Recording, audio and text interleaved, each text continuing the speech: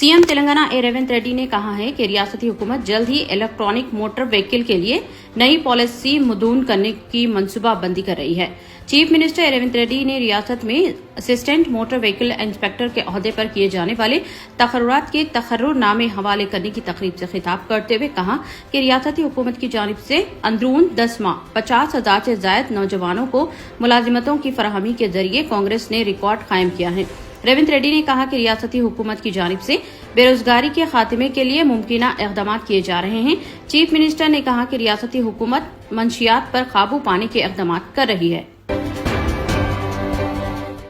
वजीर अब्बासी व civil supplies हुकूमत तेलंगाना उत्तम कुमार रेड्डी ने औरंगाबाद ईस्ट असेंबली हलके में ऑल इंडिया कांग्रेस कमेटी के सीनियर ऑब्जर्वर की हैसियत से पार्टी की इंतखाबी मुहिम में हिस्सा लिया। कांग्रेस ने महाराष्ट्र असेंबली इंतखाबात के लिए उत्तम कुमार रेड्डी को औरंगाबाद और अतराफ के असेंबली हल्के जात की जिम्मेदारी दी है। मुकामी कांग्रेस कायद एन हनुमंतराव शिवाले के हमरा उत्तम कुमार रेड्डी ने मुकामी कांग्रेस कायदीन के इजलास में शिरकत की और इंतखाबी हिकमत अमली पर बातचीत की। AICC जनरल सेक्रेटरी महाराष्ट्र के इंचार्ज रमेश चिंताला ने महाराष्ट्र के इंतखाबी मुहिम में मसरूफ सीनियर कायदीन के साथ जूम पर वार रूम मीटिंग का एहतमाम किया। उन्होंने कांग्रेस कायदीन को इंतखाबी मुहिम की हिकमत अमली से वाकिफ करवाया। जस्टिस संजीव खन्ना मुल्क के नए चीफ जस्टिस ऑफ इंडिया बन गए हैं। राष्ट्रपति भवन में पीर को मुनाकिद एक तकरीब में इन्हें सदर जमहूरिया द्रौपदी मुर्मू ने ओहदे का हलफ दिलवाया। इस मौके पर कई मुअज़्ज़ज़ शख्सियात मौजूद थीं। हलफबरदारी के साथ ही जस्टिस खन्ना 51वीं चीफ जस्टिस ऑफ इंडिया बन गए हैं। इनकी मुद्दत कार 13 मई 2025 तक यानी तकरीबन सिर्फ 6 महीने की होगी। चीफ जस्टिस ऑफ इंडिया के तौर पर जस्टिस संजीव खन्ना के नाम की सिफारिश जस्टिस चंद्रचूड़ ने की थी। वजीर आजम हिंद नरेंद्र मोदी ने मौलाना आजाद को उनकी सालगिरह पर खराज अकीदत पेश किया।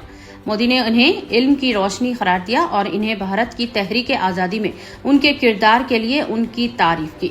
वजीर आजम ने सोशल मीडिया प्लेटफॉर्म एक्स पर अपने पैगाम में कहा कि हम मौलाना आजाद को उनके यौम पैदाइश पर खराज अकीदत पेश करते हैं। इन्हें इल्म की रोशनी और भारत की तहरीक आजादी में उनके किरदार के लिए मोहब्बत से याद किया जाता है और वो एक गहरे मुफक्किर और काबिल अदीब भी थे। शाहरुख खान को जान से मारने की धमकी के इल्जाम में पुलिस ने एक एडवोकेट को गिरफ्तार कर लिया।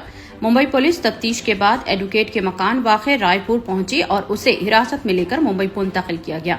इस सिलसिले में मजीद पूछताछ का सिलसिला जारी है। मुमताज माहिर तालीम और हैदराबाद के मुअज़्ज़ज़ शख्सियत नवाब महबूब आलम खान ने रियासत महाराष्ट्र के मुसलमानों से दर्दमंदाना अपील की है कि वो असेंबली इंतखाबात में मुत्तहिद होकर वोट दें और बीजेपी का मुकाबला कर रही सेकुलर जमातों का साथ दें। उन्होंने मजीद कहा है कि पिछले इलेक्शंस में ये देखा गया है कि जहां मुसलमानों ने मुत्तहिद होकर वोट दिया वहां फिरका परस्त जमात बीजेपी को शिकस्त का सामना करना पड़ा। उन्होंने मुसलमानों से अपील की है कि जो जमातें उनके मसाइल हल करने और बीजेपी की मुखालिफ हैं उनका भरपूर साथ दें। सीएम तेलंगाना रेवंत रेड्डी ने रियासत में फिरके वाराना फसाद के चंद वाक़यात को तस्लीम करते हुए कहा है कि हुकूमत ऐसे इक़दामात को यकीनी बनाएगी कि फिरके वाराना इम्तियाज की कोई गुंजाइश बाकी नहीं रहे और मुस्तक़बिल में फिरके वाराना फसाद के वाक़यात को रोकने के लिए सख्त मसाई अंजाम देगी। सदर मजलिस व रुकन पार्लिमान बैरिस्टर असदुद्दीन अवैसी, कायद मजलिस अकबरुद्दीन अवैसी के अलावा दिगर मजलिसी कायदीन जिनमें मजलिसी अराकीन असेंबली और कॉरपोरेटर्स भी शामिल हैं, वो महाराष्ट्र के असेंबली इंतखाबात की मुहिम में मसरूफ हैं। इस सिलसिले के तहत सदर मजलिस बैरिस्टर असदुद्दीन अवैसी और अकबरुद्दीन अवैसी पैदल दौरों के अलावा इंतखाबी जलसों से भी खिताब कर रहे हैं और मजलिसी उम्मीदवारों को कामयाब बनाने की अपील भी कर रहे हैं। कुल हिंद मजलिस इत्तेहादुल मुस्लिमीन इस मर्तबा पूरे दम और खम के साथ इंतखाबी मैदान में उतरी है और उसे तवक्के है कि वो अहम नशिस्तों पर कामयाबी हासिल करेगी। टाटा ग्रुप की मिल्कियत वाली एयरलाइंस एयर इंडिया ने ऐलान किया है कि वो हिंदू और सिख मुसाफिरों के लिए हलाल मुसद्दिक़ा नॉन वेजिटेरियन खाना फराहम करना बंद कर देगी। ताहम मुस्लिम मुसाफिर अभी भी मुस्लिम मील MOML की पहले से बुकिंग करा सकते हैं जो हलाल रहेगा। ये पॉलिसी जिसका ऐलान इतवार 10 नवंबर को ہوا ہے۔ ایئر انڈیا کی کھانے کی خدمات میں ایک اہم تبدیلی کی نشاندہی کرتی ہے، جس کا مقصد اس کے مختلف مسافروں کی خوراک کی ترجیحات کو ایڈجسٹ کرنا ہے۔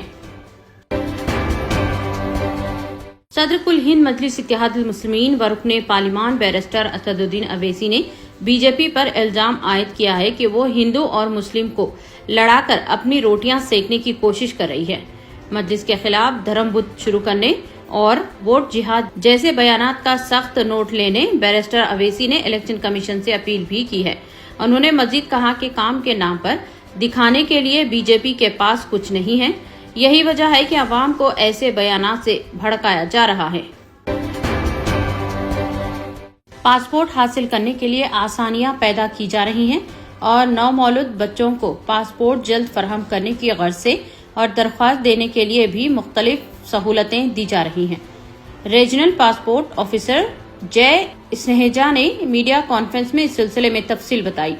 انہوں نے بتایا کہ ریجنل پاسپورٹ آفس کے تحت کام کر رہے پاسپورٹ سیوا کیندر کو ماہانہ 60,000 درخواستیں موصول ہو رہی ہیں۔ انہوں نے بتایا کہ نابالغ بچوں اور نومولود کی زیادہ درخواستیں موصول ہونے کی وجہ سے نئے ضابطے پیش کیے گئے ہیں۔